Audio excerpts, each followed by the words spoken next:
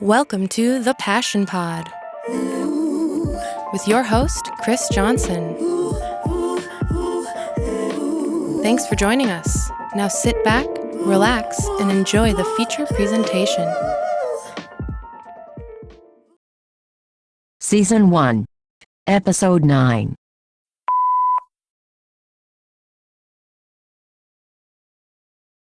Welcome back, friends. Today we have a badass on our hands, most well known for his extremely creative maneuvers that he's done on his bicycle all over the world. He's gone viral wall riding spiral staircases. He's the kind of guy that backflipped his bike into a lake at his wedding. I'm very pleased to welcome professional BMX rider Erik Elstran. Thanks for having me. Welcome, man. Thanks for coming. So when did you take the training wheels off your bike? How old were you? I was probably 4 years old the first time I rode a bike. I was hoping I was going to beat you. I was 5, and I always was kind of proud of that. I guess that shows. I'm not positive on that. When did you start trying tricks beyond just like riding off jumps? Because you were riding for a long time, right? Yeah, I officially started riding BMX when I was 12. Before that, kind of rode around on mountain bikes and tried to pop wheelies off tree roots and stuff like that. But definitely made the intention oh, this is what I'm into when I was 12. Like you started thinking of it as a career type thing when you're 12? Well, I that was when the dream was like, I want to be a pro. I definitely never thought I was going to make money doing this. It's just all I wanted to do though. Sure. Did you play the Matt Hoffman video games that were a ripoff of Tony Hawk and get too stoked or what? Yeah, but that was definitely after I started. Sure. And so where are you from initially? Where'd you start biking? I'm from Chippewa Falls originally. I grew up on Lake Wissota. Currently live in Minneapolis. But yeah, my older brother, he kind of got into riding BMX because his best friend had a little dirt bike track at their house. Sure. Their parents were into dirt biking, but the track they had was just really tiny and it was better for BMX bikes actually. Sure. So it would just kind of happen naturally that that's how we got around to just riding bikes to get to our friends' houses or whatever. Right. And it just, I don't know, one thing led to the next and we were just seeing who could jump off of bigger things and, all that. You guys had a whole crew and stuff, right? When you were growing up? Because I remember talking to some mutual friends, Andreas and Christoph and stuff. Was it called North of 10 or something? Yeah. Can you tell me about that? Yeah. My friend Ryan Menz started this website. He started riding before I did. So when I first started riding, it was the cool thing. Yeah, you looked up to those guys. Yeah, I definitely looked up to all those guys, and it was just a little scene-based crew. Just people that rode BMX bikes around this area. And yeah, I don't know, he was definitely before his time, I think, in just web design and all that stuff. He just he knew how to make websites in the early 2000s, which is right. This was before there were all the template websites and stuff. Yeah. And you just dragged and dropped stuff. Yeah, for sure. And you guys, was there, for me, when I was growing up, we had Underloud. That was the core shop in the area. So yeah. I felt the same way about the dudes that rode for the shop and the people who worked there and stuff. I thought I want them to invite me skating so bad. And when they did, I'm I'm going to hook myself off this force there. Nothing impressive at all. Yeah, definitely similar. I remember Underloud. Yeah. But you guys didn't have I guess there are bike shops, but did you have a core shop like that for BMX stuff or not really? No, BMX in general is just so much smaller than skateboarding. Even to this day, there's not, the closest core BMX shop is in Chicago. Whoa. There's not one in Minneapolis. There's not one in Eau Claire. There's bike shops that some of them have a few BMX parts, but sure. If you go into those shops, you're not going to get any sense of the culture and everything based around BMX. That is what attracts and keeps so many people in it. Well, yeah, it's the same way with skateboarding. That's really difficult, I think, because I noticed in Eau Claire, Underloud closed in, I don't remember what year, maybe 2009 or something like that. And I opened my shop 5 years later. But in that 5-year time frame, it was just kind of this weird lull where there was nothing going on because there wasn't a shop. And it's not just mine. It's any skate shop.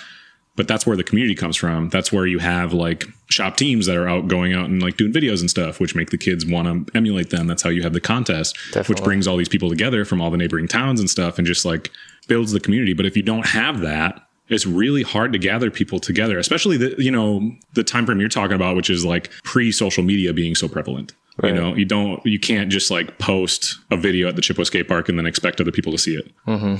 Did you spend a lot of time at the Chippewa park? Oh yeah. Yeah. Yeah. What's your favorite? I mean, that park is awful, but what's your favorite obstacle there?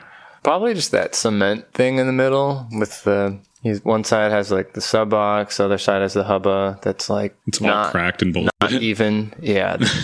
That thing's always been there. So that, I don't know. There's a lot of different things you can do on it. Yeah, I imagine. Did you mostly just ride with other like bike riders, or because the community was smaller, did you spend time riding with like skateboarders and stuff a lot? Yeah, I grew up riding with skateboarders for sure. Definitely, I had, growing up, there was a handful of people that kind of rode BMX as well. But I rode by myself a lot too, because I feel like I just rode more than anyone else. Yeah, I mean, that makes sense. And you had a ramp at your house and stuff at some point. When did you guys build that? Well, early on, we built makeshift ramps. We didn't know what we were doing. Just pieces of plywood with pieces of plywood, really shitty quarter pipes. But then eventually I had this ramp building book and I just learned some things. I had a couple quarter pipes in my parents' driveway that was sort of like a mini ramp. They were just like 8 feet wide, 4 feet tall. And then eventually we decided to build like a full on 6 foot tall mini ramp, 16 feet wide. And I was 16 years old when I started doing that.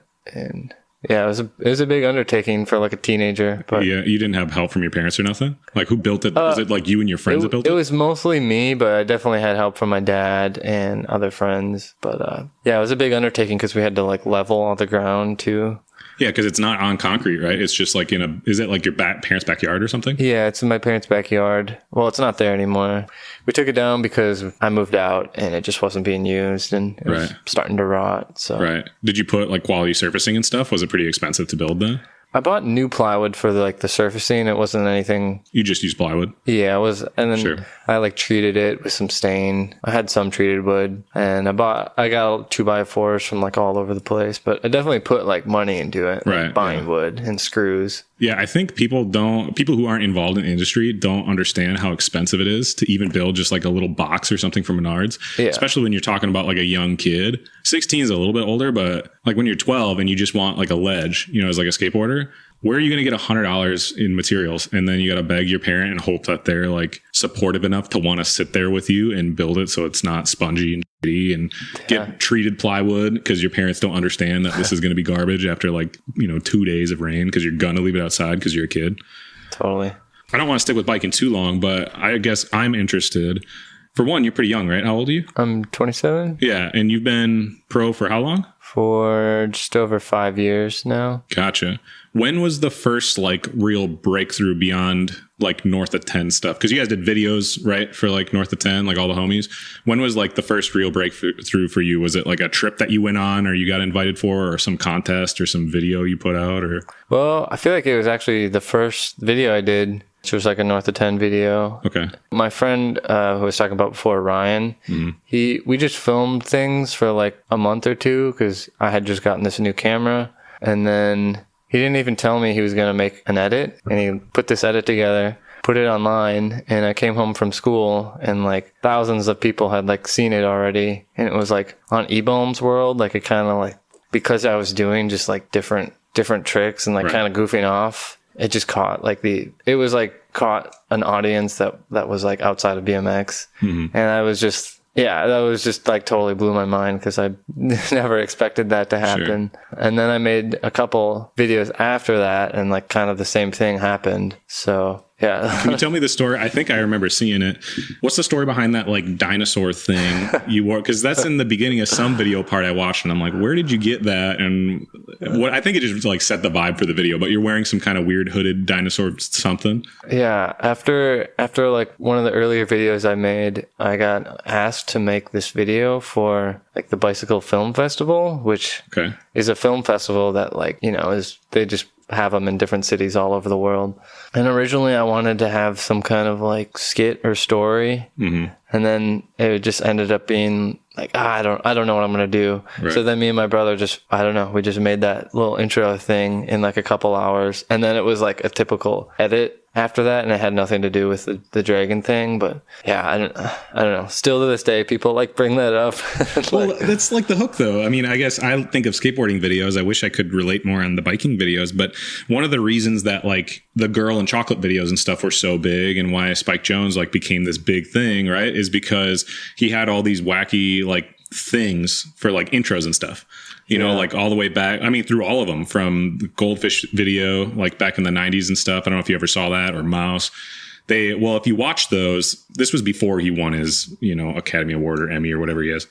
But they had like, I'm trying to think of like one of them, like for the Goldfish video, there's like a whole skit that's just in between like things of Rick Howard skating with a fishbowl. Like that's his best friend. And he's skating like through the streets, bombing hills and stuff with his goldfish, like in a fishbowl. And it has nothing to do with pro skateboarding at all, obviously. But it's those types of things I think that connect with people more, because it's something different than just watching like somebody kickflip something over and over again. Yeah, right. And that's, for me, growing up watching BMX videos, things like that, like sort of the antics always stood out to me, especially like when it came to like a trick, like just something unique or like kind of silly, not necessarily silly, but just something that's like, whoa, that's like a cool idea, rather than like an impressive like display of physicality or something like that. Or just because there's a lot of things like progression wise and tricks that's like obvious. Like obviously you're going to jump down a bigger set or grind a bigger rail or add in another bar spin or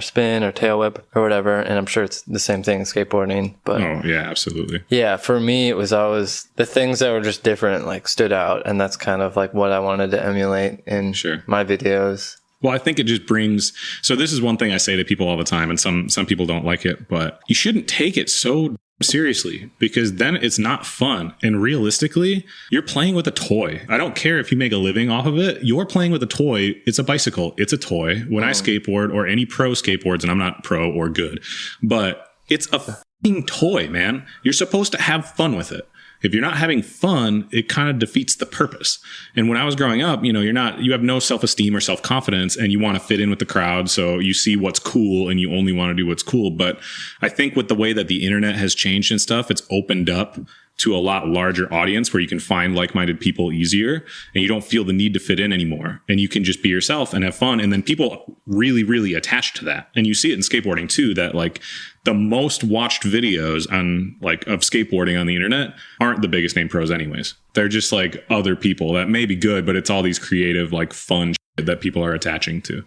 Yeah, now, especially with like the explosion of vloggers and people attaching their interest to personalities a lot more so than, I think they always did. I just don't think that the industry recognized it so much. Yeah. And now people do, because like if you look back in the day, again, with skateboarding, like Chad Muska, like that was a whole persona with shorties. That whole brand was Chad Muska, this like gangster fab thing, or like the whole Jack thing with Bam Margera. Like it wasn't about his skating that he was so famous or anything. It was about like the lifestyle he was portraying. He was a character that was marketable, and that's what worked. You know what I mean? Yeah, and it's just that is more accessible now than it ever has been. Of course. Switching from riding, you do a lot of different right? Like you've done photo and video type stuff. You've done like your tattoo of your watch on your wrist that's like exploding time or whatever. I saw that you have like an Etsy shop for clothing. Like you do a lot of stuff, but what are some of the things you like doing outside of biking? What are you like taking relatively seriously at this point? Videography. I went to school for cinematography. And, I mean, I guess I kind of got into that just from riding and making like bike videos, but that, I mean, eventually I would like to make a living just making like music videos and doing my own video stuff, but like on a more creative level. But yeah, I've always been into that. I thought for a long time that I wanted to make like feature films and be a director. Sure. And then going to film school, and I kind of just realized that that's like a lot of work and work that I'm not interested in. And like, especially like balancing like a more business side to it. And right. I think you get less creative freedom because you have to work with so many more people, and like the money's not from your pocket typically for films and stuff. Yeah. I mean, making a film is just a huge collaboration. Not that I'm opposed to collaborating with people. It's just not something a skill that I can hone completely by myself as much.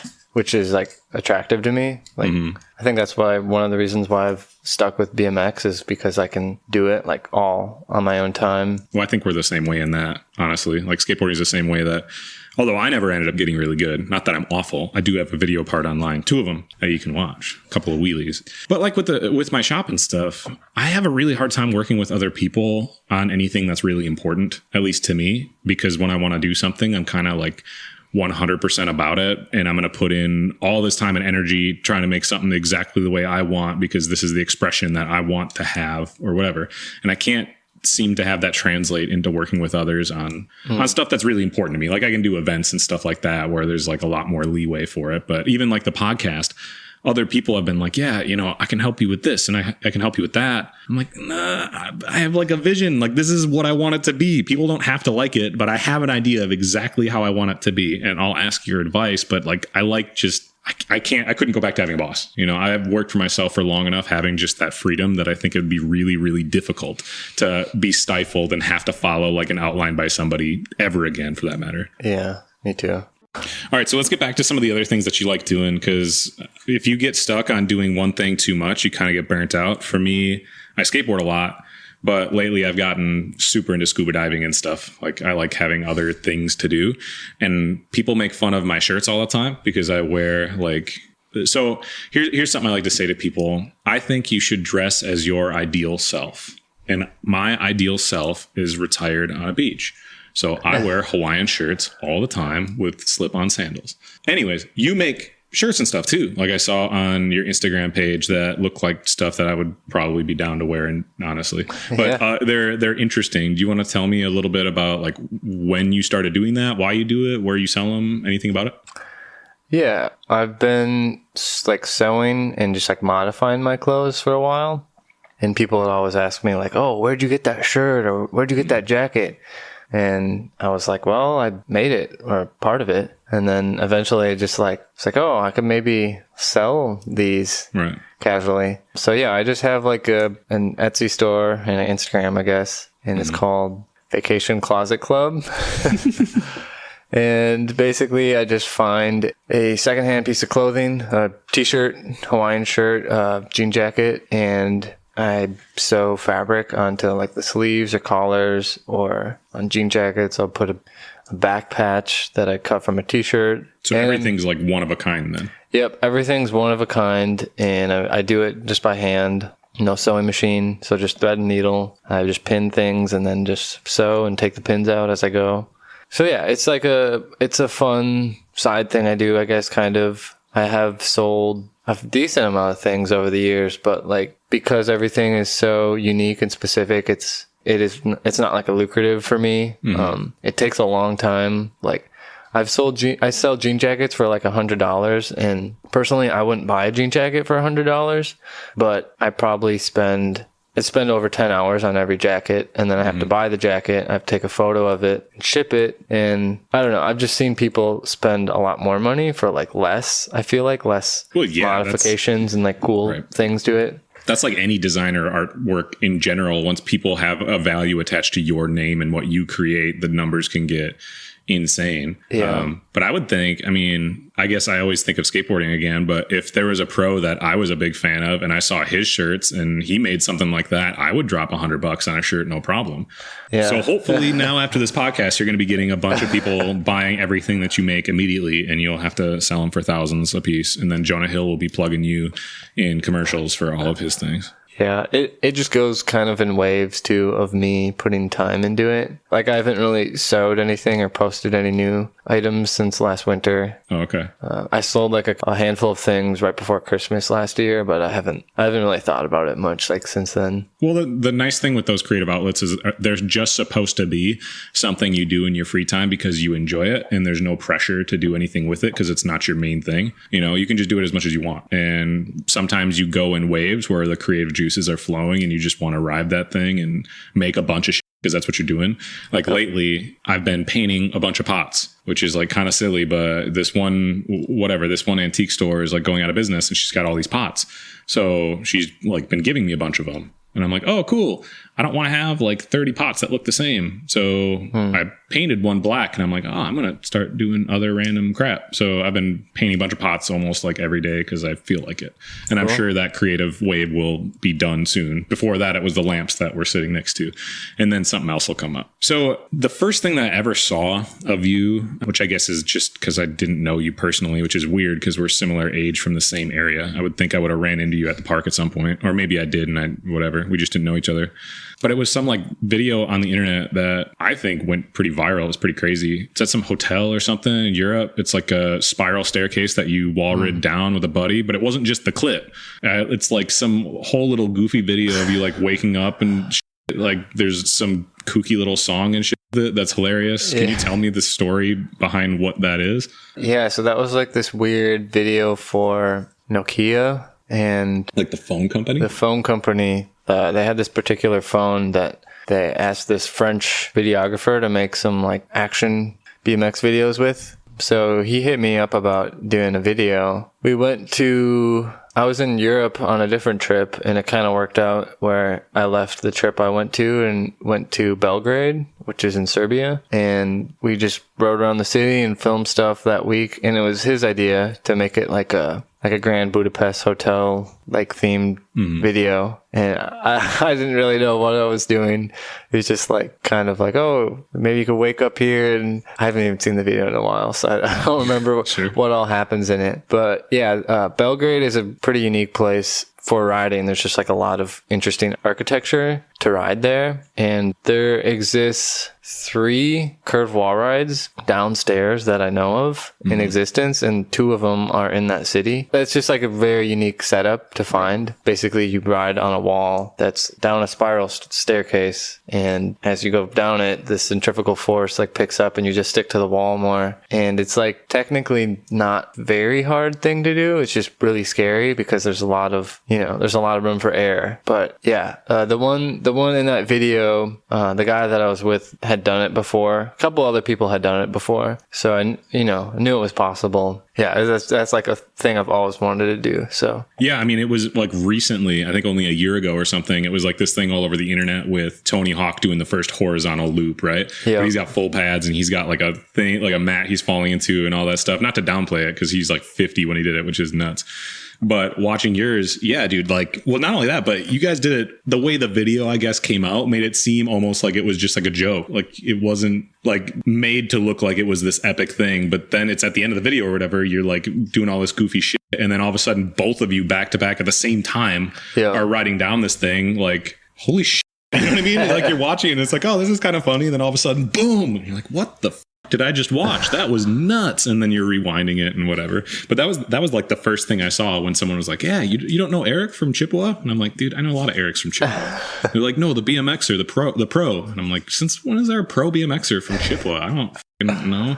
And then they showed me that and I was like, whoa, that's pretty heavy. And then I started looking into your other stuff and you have like everything under the sun from big rails to like, dude, stuff you post on Instagram sometimes is like the tiniest little like dick around stuff that I can't really understand, but it's fun to watch because it's just like, I don't know, wacky, I guess. I don't know how to describe it without like sounding offensive, but it's fun looking. Thanks.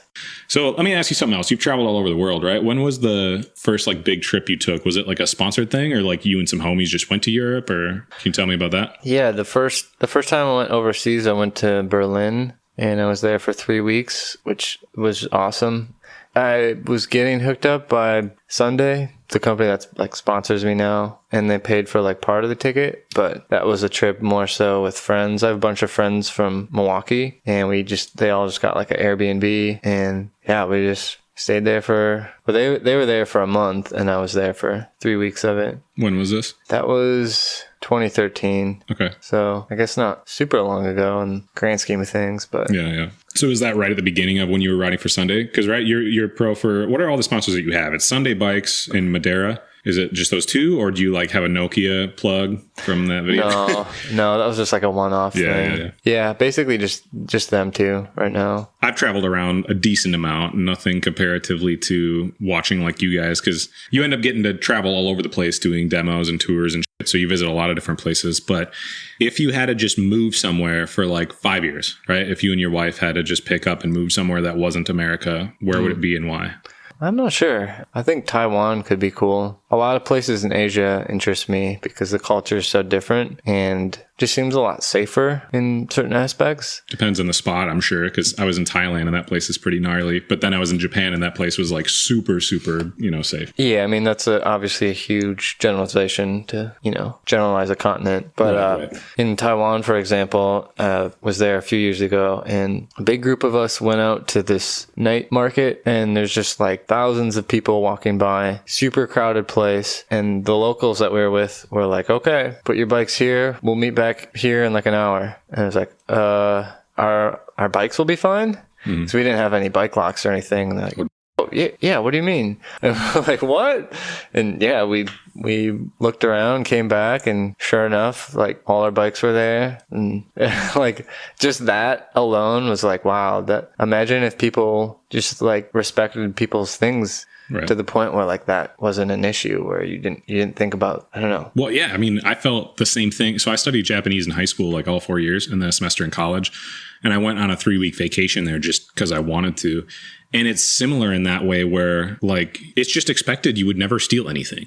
For example, when you get your change back, it's considered super rude to check it because they would never shortchange you no matter what the situation is. So if you do check it, it's like rude because that never ever happens. Yeah. And that's just how it is there. Like if you left a cell phone on a bus, it's going to still be there. Like things just don't get stolen for whatever reason. I'm not exactly sure what the cultural like point behind it is, but well, I mean pride and stuff, but it's pretty awesome. I loved that when I was in Japan, just feeling really safe. So if I had to pick a place, it would be southern Japan. I would love to live there. The food's fantastic. The culture's cool. There's like so much diversity within the country itself as far as like big metropolitan areas as well as like the country and stuff. And there's tons of history. Like all the temples are super cool. I love being over there. If it wasn't there, I would probably go back to Barcelona. I loved it there. The vibes and stuff were just super cool. Getting around on the train was super easy. And I mean, skating as well, but the weather and the water, like it was just an awesome city. I loved it there. What are a couple accomplishments that you're most proud of? I guess I'm pretty stoked on not having I feel like a real job in over 6 years. I don't know. I feel like I know a lot of people that work a lot and definitely make a lot more money than me. Right. But I would rather work less, have less money, and have more of my own time to do whatever I want. And yeah, I'm, I guess, stoked that I have so much time to do all these things that I want to do, and no one is like forcing me to do them. Yeah, I feel bad for anybody, which is like the majority of people, I think, unfortunately,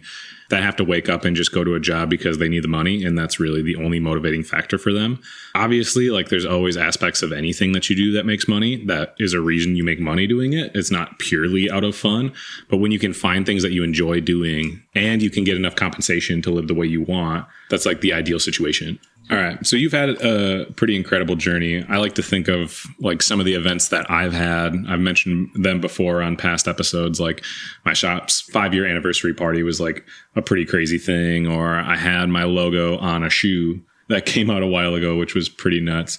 What are some of your favorite things that, experiences that you look back on that only happened because you pursued your passions? I've definitely just been open to so many new experiences and traveling through the passions I have, I guess, with bike riding. With BMX, the community is pretty small. So traveling is really easy because I've been in a lot of places where I end up staying with someone who I've never met before, but through a mutual connection of, oh, you ride bikes too?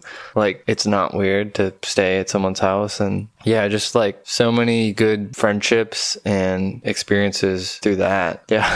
Can you name a specific one that happened? Was it like a certain trip or a certain video you did or something that stands out to you as like, that was a really cool memory that I got to make? I did a trip to Australia a couple of years ago, and it was a BMX trip, but afterwards we rented this like RV and we decided to just drive super far for 2 weeks. So we drove from Melbourne to Cairns, and we went up all along like the eastern coast of Australia, and then we went scuba diving in Cairns, and I almost died because I didn't know how to scuba dive. You didn't go with like an instructor? You just like put the tank on and didn't neutralize? Like what happened? Well, so I don't know how it is in other countries or places. You'd probably actually know. Yeah, probably a little bit. but they just gave a quick like crash course of like stick your head underwater and breathe, and then take the respirator out and be able to put it back in underwater, and just like the controls of like going up and down with the tank.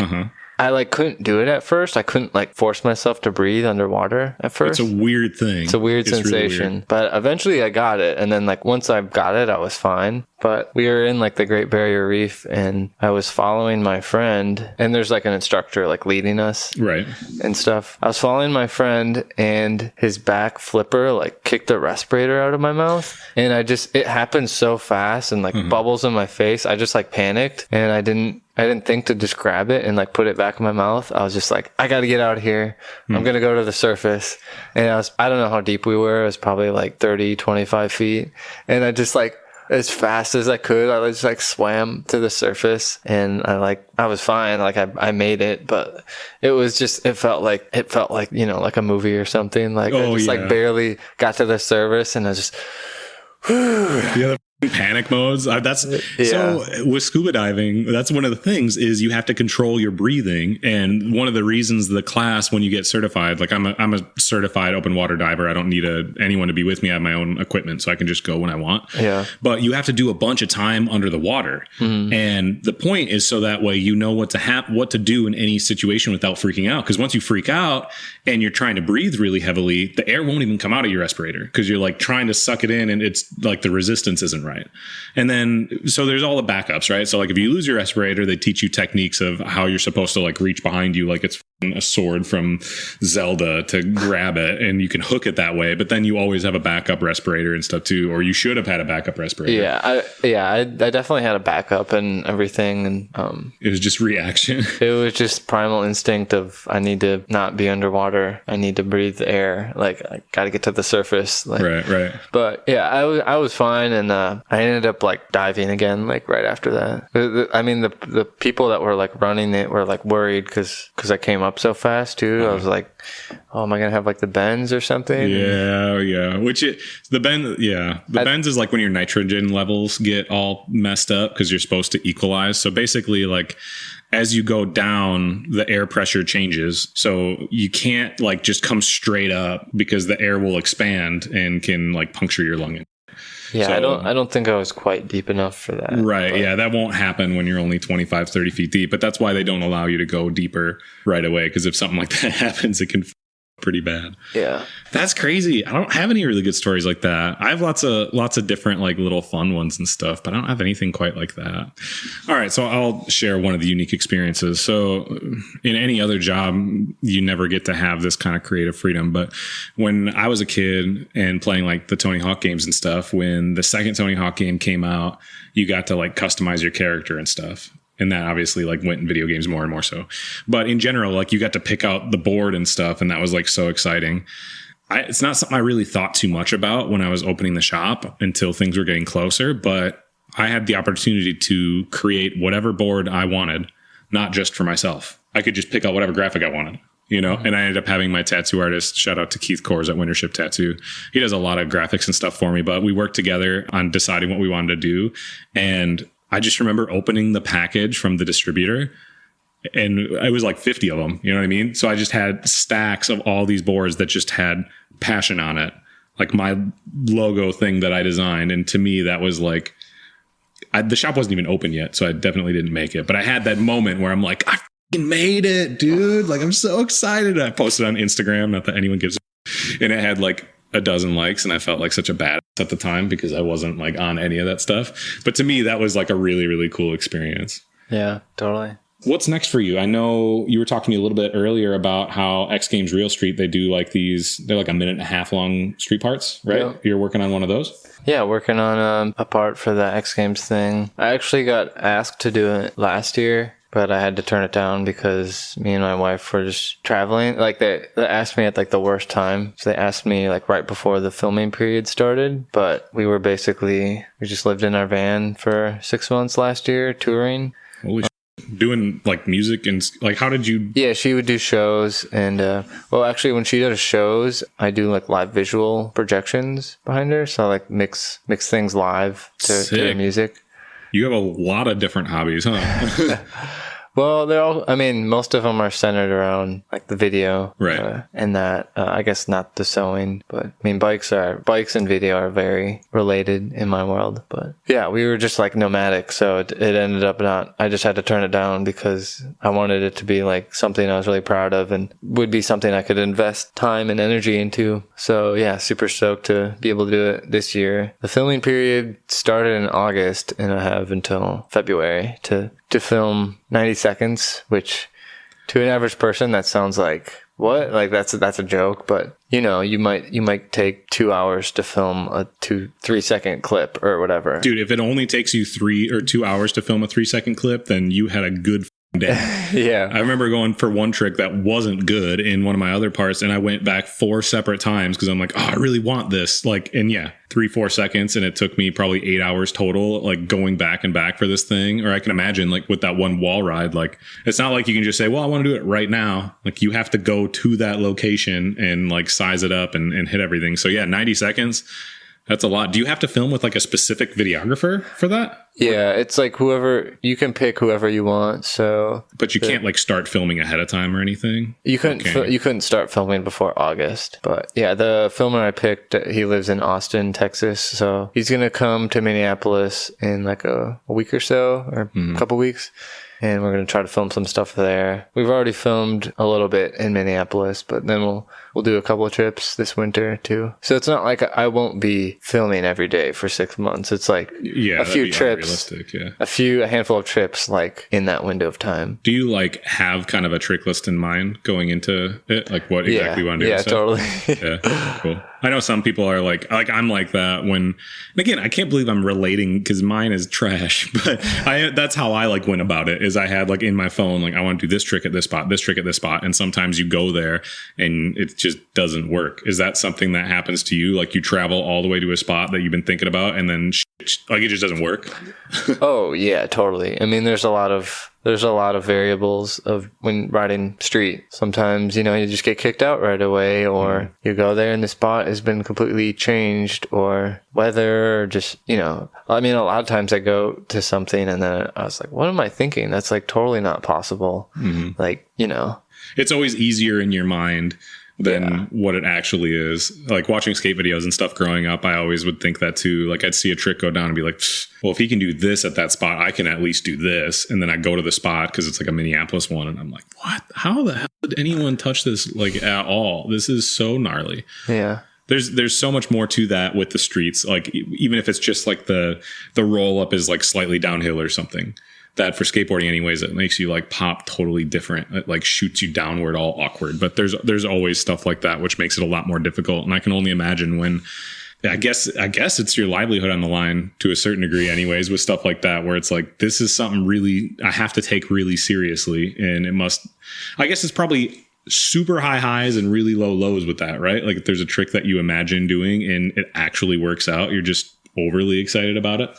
Yeah, totally. I mean, just like the feeling of accomplishing something that you thought was impossible at one point in time is like super satisfying. And it's like one of the reasons why I like riding BMX.